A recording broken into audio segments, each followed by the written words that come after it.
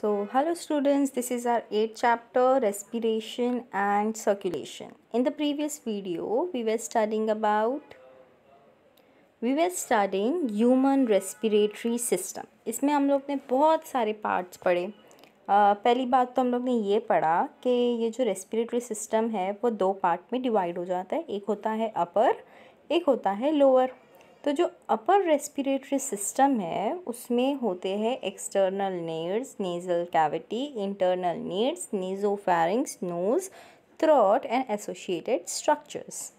और जो lower respiratory system है हमारा उसमें होते हैं larynx, trachea, bronchi, bronchioles and lungs. So moving forward, पहला है नोज़. हम लोग ने इसके बारे में पढ़ा. Then we studied pharynx, फिर larynx, then trachea, then bronchi, then lungs, alveoli, diaphragm. यहाँ पे हम लोग ने end किया था. So now students, in this part of our video, we will study mechanism of respiration. कि respiration का mechanism कैसे है, respiration का काम कैसे करता है respiration. तो रेस्पिरेशन क्या है? Respiration is a biological process which involve exchange of gases between the atmosphere and the lungs. What does it involve? It involve exchange of gases between the atmosphere and the lungs, and it result in the formation of ATP molecule. क्या कर रहा है वो? जब gas का exchange हो रहा है right between the atmosphere and the lungs, तो ATP का फॉर्मेशन होता है. ATP क्या है हमारा? ATP is a energy molecule and it includes the following process. पहला है breathing, second is external respiration, third is internal respiration, fourth है हमारा cellular respiration. Clear?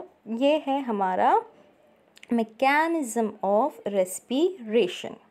Moving forward, हम लोग पढ़ेंगे फर्स्ट पार्ट है breathing. breathing क्या है? हम नॉर्मल सांस लेना. This is breathing. Inhale and exhale breathing है. ये क्या है? It is a physical process by which gaseous exchange take place. It is a physical process by which gaseous exchange takes place between the atmosphere and the lungs. Lungs के अंदर और atmosphere के अंदर जब गैसियस एक्सचेंज होता है तो वो है हमारा फिज़िकल प्रोसेस.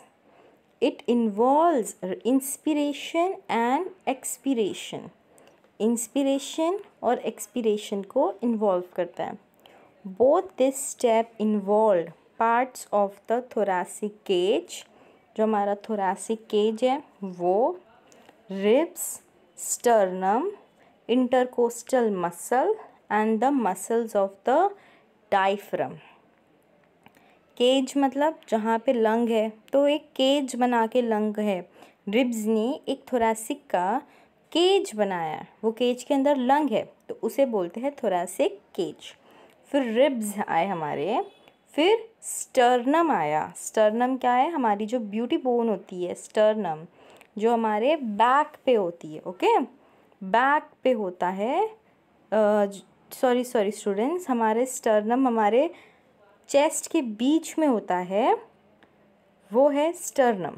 दोनों लंग्स के बीच की जो बोन होती है जिससे वो डिवाइड हो रही है, बीच में होता है स्टर्नम.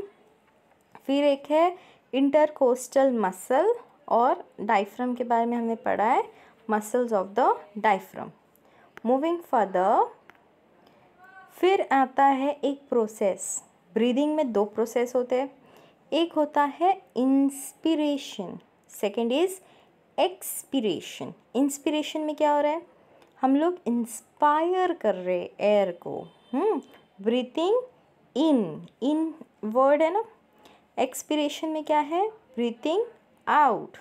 इंस्पिरेशन में ब्रीथिंग इन, एक्सपिरेशन में ब्रीथिंग आउट। ये चीज़ बहुत इम्पॉर्टेंट है for NEET point of view. Okay, then जब हम लोग इंस्पिरेशन करते हैं तो जो हमारा डायफ्रम होता है वो कॉन्ट्रैक्ट करता है and it moves down. Clear?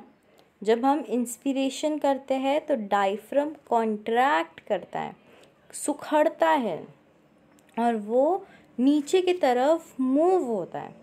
जब हम लोग एक्सपीरेशन करते हैं, एक्सपीरेशन मतलब जब हम लोग ब्रीथिंग आउट कर रहे हैं, जब हम लोग बाहर की तरफ हमारी सांस को छोड़ दे रहे हैं, तो डायफ्रम जो है वो रिलैक्स होता है and it move upward. Rib cage moves down and inward. यहाँ पे rib cage moves up and forward. Pressure in the lung decreases and air comes rushing in. Clear? यह है हमारा ब्रीथिंग का प्रोसेस, इंस्पिरेशन एंड एक्सपीरेशन। अभी हम लोग इसको एकदम डीपली पढ़ेंगे नेक्स्ट पार्ट में। तो पहले हम लोग पढ़ते हैं अबाउट इंस्पिरेशन। इंस्पिरेशन क्या है? Taking air into the lungs है inspiration. During inspiration the atmospheric air is taken into the lungs. It occur due to the pressure gradient formed between the lung and the atmosphere. Lung और atmosphere के बीच का जो pressure gradient है, pressure maintained है, जो gases present है, oxygen है, कार्बन डाइऑक्साइड है, ये एक प्रेशर ग्रेडियंट बनाते हैं। ओके, तो it occur due to the pressure gradient formed between the lungs and the atmosphere. Then it is an active process, बहुत ज़्यादा active process है, in which the diaphragm become flat and goes downward. Okay, ये क्या है? Active process है जिसमें diaphragm flat होता है and it goes downward. The external intercostal muscle contract, so the ribs and the sternum move upward and outward. Ribs और sternum पहले upward जा रहे हैं और बाहर की तरफ आते हैं ना, हम सांस ले रहे हैं तो अंदर कुछ जा रहा है तो वो outward हो रहे हैं और upward हो रहे हैं. Then this lead to an increase in the thoracic volume and the decrease in pressure of thorax. अब जो thoracic volume है वो increase हो रही है. We are taking something inside, we have taken some gas inside. तो thoracic volume जो हमारे thorax का volume है वो increase होती है और उसके अंदर का जो pressure है, thorax का pressure, lungs का pressure decrease होता है. Then to equalize the low pressure inside the lung, इस प्रेशर को इक्वल करने के लिए, क्योंकि एक इंक्रीज है और एक डिक्रीज है, तो इस प्रेशर को इक्वलाइज करने के लिए air from the atmosphere rashes into lungs. बाहर की एयर जो एटमॉस्फियर में है वो लंग्स के अंदर एंटर करती है. And this is the process of inspiration. Then what we have studied कि inspiration के टाइम पे atmospheric air lungs के अंदर enter कर रही है. Then एक pressure gradient form होता है between the lungs and the atmosphere. And this is an active process जिसमें diaphragm जो है एकदम flat होता है एंड जो हमारा एक्सटर्नल इंटरकोस्टल मसल्स है वो कॉन्ट्रैक्ट होता है और रिब्स और sternum it moves upward and outward. Because of this the thoracic volume increases and the pressure of thorax and the lungs decreases. And to equalize the pressure, which is one is increased and one is decreased, air from the atmosphere rushes into the lungs. And this is what inspiration is. Coming to the second process, that is our expiration. So our second process is expiration. During expiration, expiration क्या है? X means out. Expiration is when we breathe out the air from our body. जो lungs की carbon dioxide है हमारे lungs में, when we release that carbon dioxide in the atmosphere, that is expiration. So during expiration, the thorax contract, causing air to be exhaled. Thorax क्या कर रहा है? Thorax contract हो रहा है, थोरैक्स सुखड़ रहा है, जिसके वजह से लंग्स के अंदर जितनी भी एयर बची कुची थी वो सारी हमारे नॉस्ट्रिल के थ्रू बाहर आ जाएगी। वो एयर कौन सी है? जो बची हुई लंग्स के अंदर एयर है वो है हमारा कार्बन डाइऑक्साइड। वो कार्बन डाइऑक्साइड जो हमारे बॉडी को ज़रूरत नहीं है।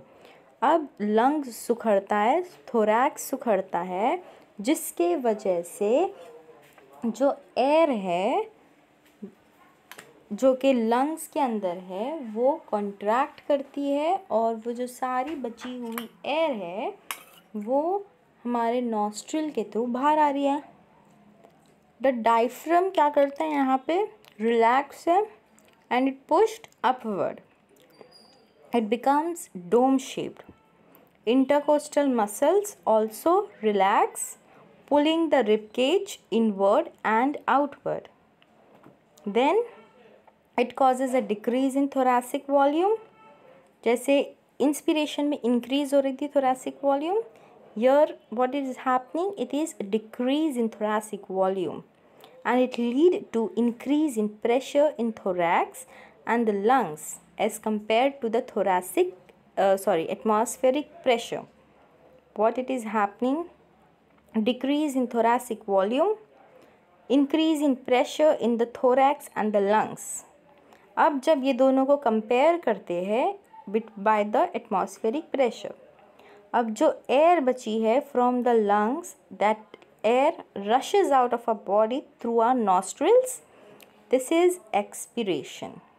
One inspiration and one expiration is one breath.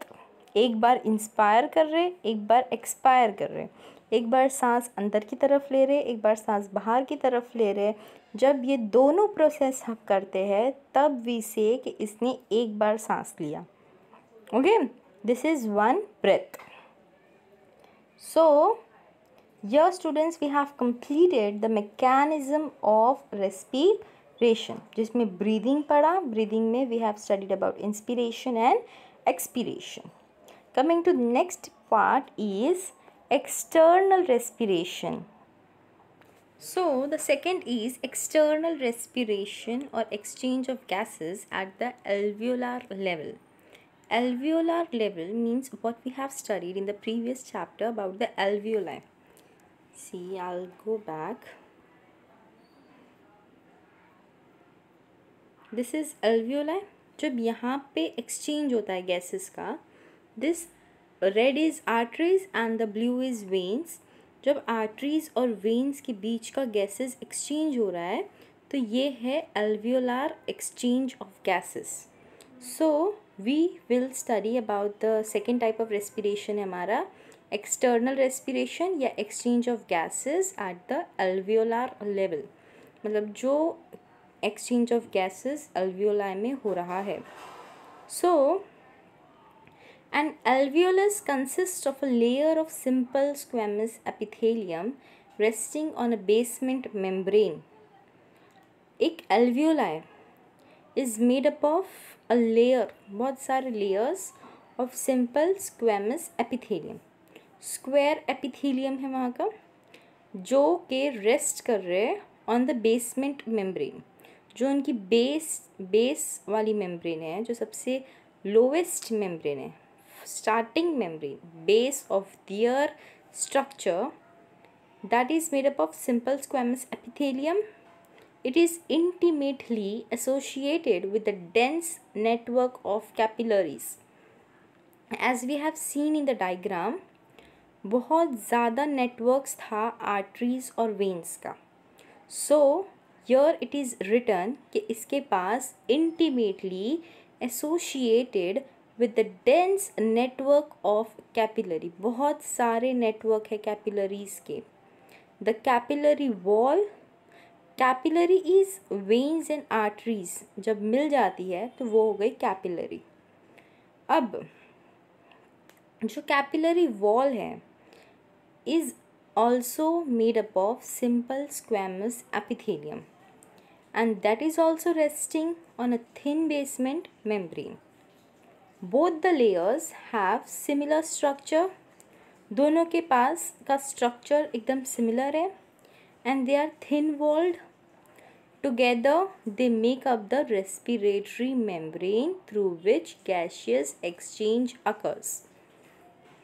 दोनों साथ मिलकर एक गैशियस एक्सचेंज को प्रोड्यूस करते हैं, गैशियस एक्सचेंज को स्टार्ट करते हैं, that is between the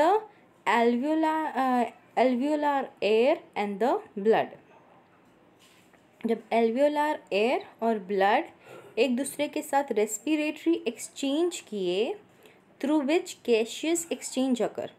gaseous exchange means alveoli lungs के थ्रू बाहर नॉस्ट्रिल से कार्बन डाइऑक्साइड बाहर आएगा एंड द लंग्स के अंदर ऑक्सीजन जाएगा। So this is the alveolar exchange between the respiratory membranes. Then diffusion of gases will take place from an area of higher partial pressure to an area of lower partial pressure until the partial pressure in the two region reaches equilibrium. अब diffusion कैसे होता है gases का, कि जो higher partial pressure है, जो उसका प्रेशर ज़्यादा है, area of higher partial pressure to an area of lower partial pressure until the partial pressure in the two region, until the partial pressure between these two region doesn't become equilibrium, जब तक दोनों equal नहीं होते। Then the partial pressure of carbon dioxide of blood entering the pulmonary capillary is 45 mm of Hg, students, very important for NEET point of view. Clear? Partial pressure of carbon dioxide of blood entering the pulmonary capillary is 45 mm Hg, while partial pressure of carbon dioxide in alveolar air is 40 mm Hg. Due to this difference, carbon dioxide diffuses from the capillaries into the alveolus. Now clear? बाहर वाला ज़्यादा है और अंदर वाला कम है, इस वजह से हायर से लोअर जाता है ना, ये गैसेस उनका कॉन्सेंट्रेशन हाई से लो जा रहा है, तो इसीलिए बाहर वाले गैसेस अंदर एल्वियोलाई में एंटर करते हैं और अंदर वाले बाहर आ रहे हैं। ये हो गया। सिमिलरली अब हम लोग ने कार्बन डाइऑक्साइड का पढ़े, वैसे ही we will study about oxygen. Similarly, partial pressure of oxygen of blood in pulmonary capillary is 40 mm Hg, while alveolar blood it is 104 mm of Hg. Due to the difference, oxygen diffuses from alveoli to the capillaries. Clear with the point, students? ये terms याद रखना is very important according to NEET point of view.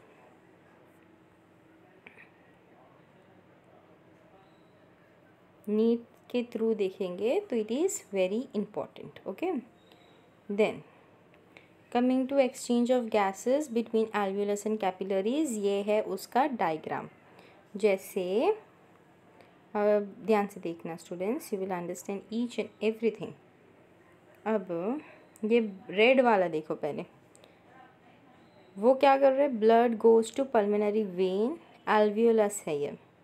Carbon dioxide जो alveolus में है वो बाहर आ रहे हैं और बाहर जा रहे हैं। Carbon dioxide diffuses into alveolus, और जो ऑक्सीजन है वो डिफ्यूज़ हो रहे हैं इनटू रेड ब्लड सेल। ये surface fluid, respiratory membrane, alveolar membrane, और ये पूरा मिला के हुआ कैपिलरी, फिर जो ब्लू वाला है वो क्या है, ब्लड फ्रॉम पल्मोनरी आर्टरी, और जो रेड वाला बाहर जा रहा है वो है blood goes to pulmonary vein. अंदर आ रहा है आर्टरी के मदद से, बाहर जा रहा है वेन के पास। तो ये हो गया exchange of gases between alveolus and capillary. This is very important. Clear? Then third है internal respiration. Internal respiration क्या है? The two main components of blood involved in transport of the respiratory gases, that is carbon dioxide and oxygen, are the RBCs and the plasma. जो दो main component है blood के, okay, जो to main component है of blood जो कि involve होता है इन ट्रांसपोर्ट ऑफ रेस्पिरेटरी गैसेस, कौन से है, CO2 O2। कौन से है दो मेन कंपोनेंट, वो है RBCs और प्लाज्मा। RBC और प्लाज्मा ब्लड में है तो ही ये जो रेस्पिरेटरी एक्सचेंज है गैसेस का ये इजीली हो रहा है, और ये हो ही इसलिए रहा है क्योंकि RBC और प्लाज्मा ब्लड में प्रेजेंट है। Clear? Then transport of oxygen. Oxygen कैसे ट्रांसपोर्ट होता है? Of the total oxygen transported, only 3% is transported in a dissolved state by the plasma. The remaining 97% is bound to the hemoglobin present in the RBCs. Total oxygen जो है उसमें से 3% oxygen dissolve state में जाता है by plasma, और जो remaining 97% होता है it is bond with the hemoglobin. Hemoglobin मतलब हमारे RBC, red blood cell, that is present in the RBC। Clear? फिर उसके बाद हीमोग्लोबिन जो है हमारा वो एक्ट करता है as the respiratory carrier. It has a high affinity for oxygen and combines with it to form oxyhemoglobin. Hemoglobin एक रेस्पिरेटरी कैरियर है, मतलब इसके थ्रू रेस्पिरेशन हो रहा है। It has a high affinity for oxygen, और वो oxygen के साथ कंबाइन होकर ऑक्सी हीमोग्लोबिन बनाता है। Theoretically 1 molecule of hemoglobin has 4 Fe. What is Fe, students? Fe is iron. एक मॉलिक्यूल हीमोग्लोबिन का के पास 4 आयरन्स है, each of which can pick up a molecule of oxygen. और फिर क्या इक्वेशन बनेगा, Hb शॉर्ट फॉर्म है हीमोग्लोबिन का, plus 4 molecules of O2 that is oxygen gives you hemoglobin plus 4 O2। Then oxyhemoglobin is transported from lungs to the tissue. lungs से tissue में जा रहे, where it readily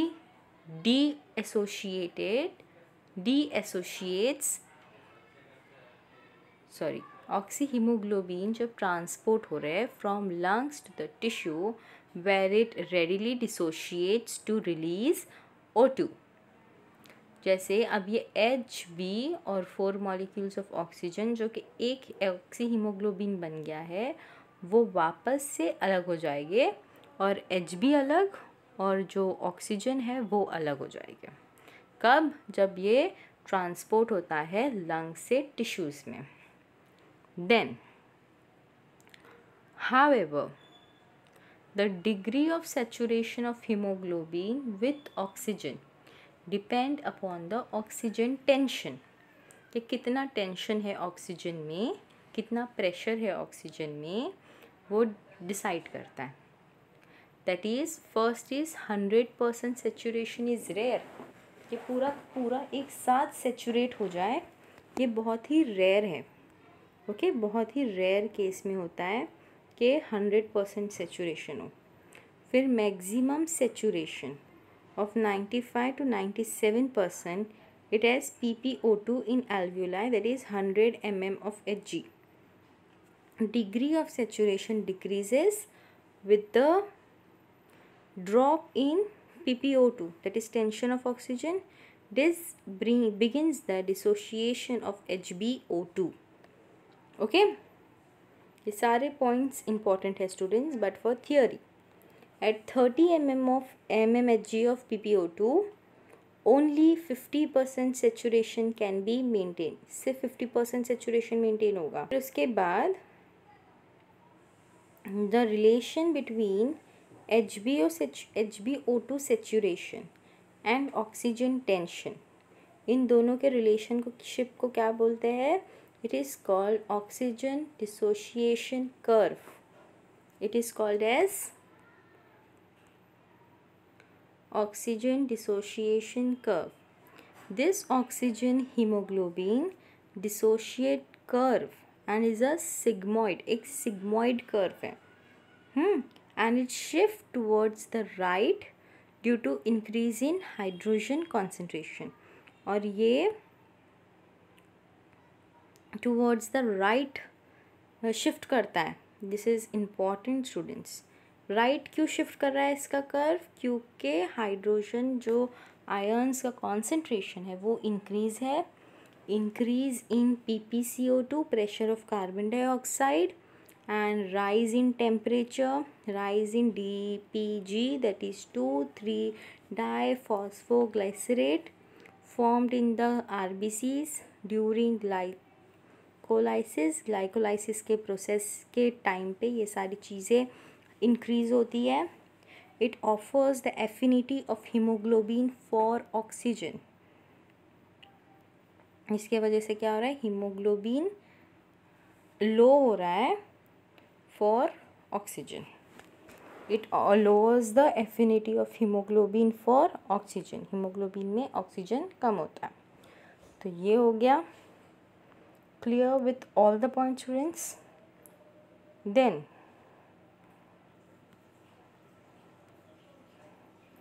एक है Bohr effect और एक है हेल्डेन इफ़ेक्ट. बोहर इफ़ेक्ट में क्या होता है? It is the shift of oxyhemoglobin, that is dissociation curve due to change in partial pressure of CO2 in blood. ये इम्पॉर्टेंट है इसका डेफिनेशन. बोहर इफ़ेक्ट क्या है? Shift of oxyhemoglobin that dissociate curve due to change in partial pressure of carbon dioxide in blood. दूसरा है हेल्डेन effect. हेल्डेन effect क्या है? Oxyhemoglobin function as an acid. ये एक एसिड के जैसे फंक्शन करता है. It decreases pH of blood due to increase in the number of hydrogen ion, and CO3 change into H2O and CO2. ये है हमारा हेल्डेन इफ़ेक्ट. वाटर और कार्बन डाइऑक्साइड में वो चेंज हो जा रहा है HCO3, और जो हाइड्रोजन आयन के नंबर है वो इंक्रीज़ हो रहा है. डिक्रीज़ हो रहा है pH ऑफ ब्लड, और जो ऑक्सी हीमोग्लोबिन फंक्शन करता है एज एन एसिड. जब ये सारे सिम्टम्स होगी, ये सारी चीज़ें होगी, तो क्या बोलेंगे हम लोग? हेल्डेन इफ़ेक्ट है. ऊपर वाला होगा तो we will say Bohr effect है. In the alveoli where PPO2 is high, that is pressure of oxygen, and pressure of carbon dioxide is low, oxygen binds with hemoglobin. यहाँ पे ऑक्सीजन हीमोग्लोबिन के साथ बाइंड कर रहा है. But in the tissues where oxygen is low, tissues में oxygen low है, carbon dioxide high है, hemoglobin does not hold as much oxygen. Hemoglobin tissues में ज़्यादा ऑक्सीजन को होल्ड नहीं कर पाता है. It releases O2 for diffusion into the tissue cell. इस वजह से O2 रिलीज़ होता है फॉर डिफ्यूजन और कहाँ डिफ्यूज़ होता है, into the tissue cell. So students, we were studying third part, हम लोग पढ़ रहे थे इंटरनल रेस्पिरेशन। उसमें फर्स्ट पार्ट स्टार्ट किए थे ट्रांसपोर्ट ऑफ ऑक्सीजन। यहाँ पे हमारा first part that is transport of oxygen ख़त्म होता है। Moving to the second part है हमारा ट्रांसपोर्ट ऑफ कार्बन डाइऑक्साइड। तो कार्बन डाइऑक्साइड का ट्रांसपोर्ट कैसे होता है, we will study that. Okay, so starting में carbon dioxide is readily soluble in water and is transported by RBCs and plasma in 3 different forms. Carbon dioxide is very easily soluble in water, पानी में soluble है, transported by RBC and plasma. कैसे transport होता है, in 3 different form. पहला form है उसका by plasma in solution form, 7%. Only 7% of carbon dioxide is transported. सिर्फ only 7% of carbon dioxide is transported in a dissolved form as carbonic acid, which can break down into carbon dioxide and H2O. इसीलिए सिर्फ 7% of CO2 is transported in a dissolved form of carbonic acid. जैसे CO2 H2O gives you H2CO3. ये हो गया हमारा first part by plasma in solution form. अब second part में क्या होता है, bicarbonate ions that is 70%, by bicarbonate ions that is 70%. Nearly 70% of carbon dioxide released by the tissue cell diffuses into the plasma and then into the RBC. कैसे diffuse हो रहे हैं, पहले plasma में डिफ्यूज़ हो रहे हैं, उसके बाद RBC में जा रहे हैं. In the RBCs, CO2 carbon dioxide combined with water in the presence of zinc that containing enzyme carbonic anhydrase to form carbonic acid. RBCs में क्या हो रहा है, जो CO2 है हमारा वो कंबाइन होता है with the water in presence of zinc that is Zn and it contain enzyme carbonic anhydrase. इस एंजाइम के मदद से वाटर कंबाइन होता है with CO2 in the presence of zinc और फॉर्म होता है हमारा कार्बोनिक एसिड. अब ये जो कार्बोनिक एनहाइड्रेस एंजाइम है is found in the RBCs and not in the plasma. This plasma में ये एंजाइम अवेलेबल नहीं होता है. This is very important for NEET point of view that carbonic anhydrase enzyme is not found in the RBCs. It's found in the RBCs and not in the plasma. Third point है हमारा, the rate of formation of carbonic acid inside the RBC is very high, बहुत ज़्यादा high है as compared to its formation in the plasma. Then carbonic acid begin unstable. Carbonic acid unstable होते हैं, almost immediately dissolve into HCO3 and hydrogen ions in the presence of enzyme that is carbonic anhydrase, इसे CA भी बोलते हैं, leading to large accumulation of HCO3 inside the RBC. Then ये है इसका chemical formula, CO2 plus water in presence of carbonic anhydrase हमें H2CO3 मिलता है. अब फिर से in presence of carbonic anhydrase जो कि हमारा एंजाइम है ये डिवाइड हो रहा है और हाइड्रोजन आयन और CO3 मिल रहा है, HCO3 मिल रहा है. It does move out of the RBC, RB से बाहर आ रहा है. This would bring about imbalance of the charge inside. ये हो गया हमारा second point bicarbonate ion वाला. फिर there is something more to understand कि जब वो आरबीसी से बाहर आया, it would bring about imbalance of the charge inside the RBC to maintain the ionic balance between the RBCs and the plasma. अब जो Cl है हमारा, दैट इज़ क्लोरीन, डिफ्यूज़ होता है into RBCs. Understand students, step by step. To maintain the ionic balance between the RBCs and plasma, chlorine diffuses into the RBCs. Cl हमारा RBC में diffuse हो रहा है. This movement of chloride ions is known as chloride shift or Hamburger's phenomena. ये important है. Chloride shift और Hamburger phenomena क्या है? This movement of chloride ion is known as chloride shift or Hamburger phenomena.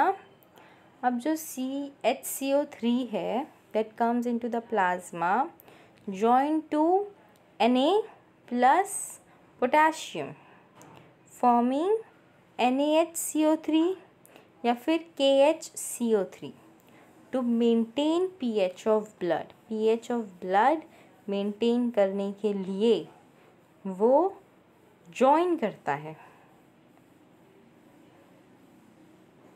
Then HCO3 plus Na जब combine होता है तो वो लोग बनाते हैं sodium bicarbonate.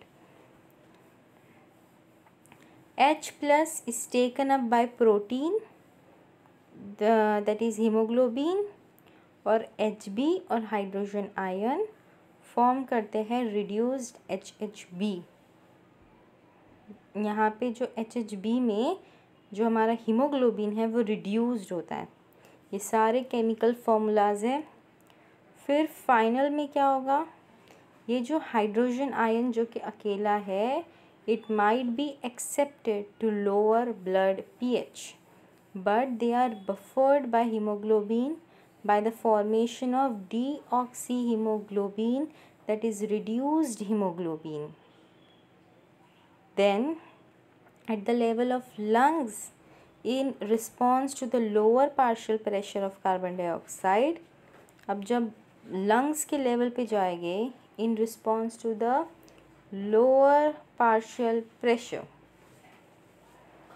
of carbon dioxide of the alveolar air, hydrogen ion जो है एंड बाइकार्बोनेट आयन जो है हमारा, हाइड्रोजन आयन और bicarbonate ion, it recombine to form carbonic acid. वापस से ये लोग रिकम्बाइन हो रहे to form carbonic acid under the influence of carbonic anhydrase yields, that is carbon dioxide and water. तो स्टूडेंट्स यहाँ पे हमारा बाइकार्बोनेट वाला पार्ट ख़त्म होता है. इट इज़ रियली टफ, हर स्टेप बाय स्टेप समझना है. ओके, हर पॉइंट्स को एक एक करके. It is very very very important students. Bicarbonate ion का ये जो सेकंड पार्ट है, हर स्टेप को स्टेप बाय स्टेप समझो and write it down in a good paper. You will understand this. Third है by red blood cell, that is RBC. ये होता है 23%. ये जो परसेंट है नीट में, ये परसेंटेजेस भी पूछते हैं. ओके, देन जो कार्बन डाइऑक्साइड है वो बाइंड करता है with the amino group of the haemoglobin and form a loosely bound compound, that is carb amino haemoglobin. Amino group haemoglobin के साथ बाइंड करता है और एक लूजली बाउंड कंपाउंड बना रहा है, उसका नाम है carbaminohemoglobin. This molecules readily decomposes in region where the partial pressure of carbon dioxide is low. जहाँ पे ये जो पार्शियल प्रेशर है हमारा कार्बन डाइऑक्साइड का वो लो होता है, ये मॉलिक्यूल वहाँ पे डिकम्पोज होता है. and releasing the carbon dioxide. तो it is very easy. Haemoglobin plus carbon dioxide जब एक दूसरे के साथ कंपेयर कर रहे हैं तो बना रहे हैं हमारा अमाइनो हीमोग्लोबिन HbCO2 हीमोग्लोबिन और कार्बन डाइऑक्साइड। तो हमारे थर्ड वाला पार्ट जो इंटरनल रेस्पिरेशन था ये कंप्लीट होता है। फोर्थ वाले पार्ट में जाते हैं अभी स्टूडेंट्स हम लोग। फोर्थ है और लास्ट है सेलुलर रेस्पिरेशन। इसमें बस ये 2 पॉइंट्स है, वी विल स्टडी इट फटाफट। It is the last step taking place inside the cell where food is oxidize and ATP is generated. Food oxidize हो रहा है, ATP जनरेट हो रहा है। It can be shown by 2 steps. पहला step है oxidation. Oxidation में क्या हो रहा है? Breaking down of complex organic molecule into simple inorganic molecules.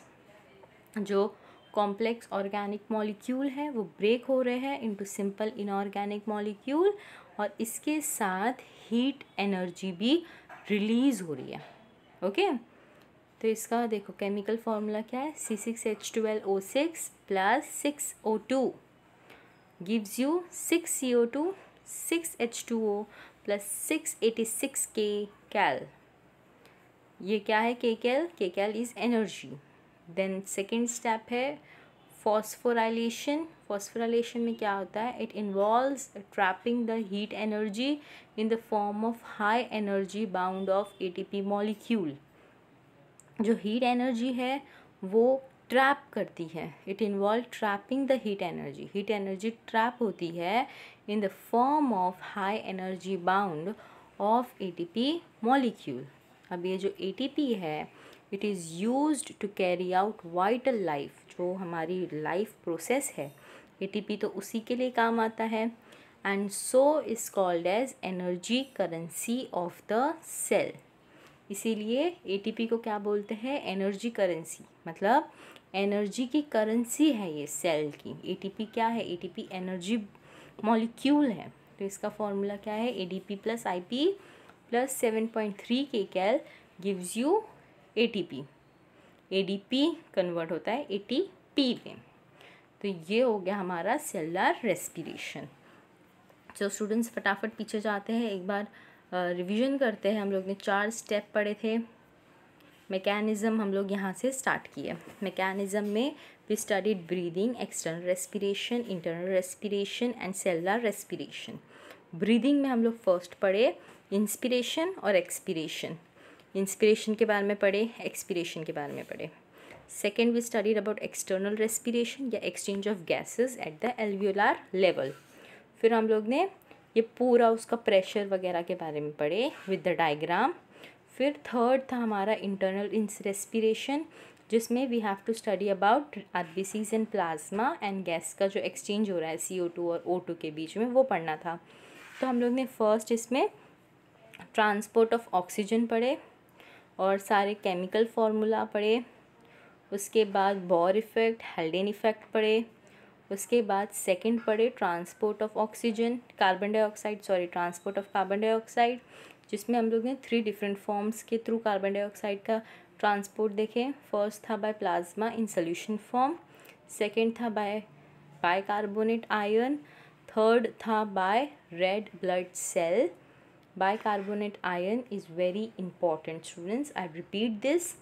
Third था by RBC। The last step था हमारा cellular respiration. Here we complete the mechanism of respiration. So thank you students. I hope you understand. Write down all the step of every part of every little topic. Then only you will understand this very easily. It is a very easy topic.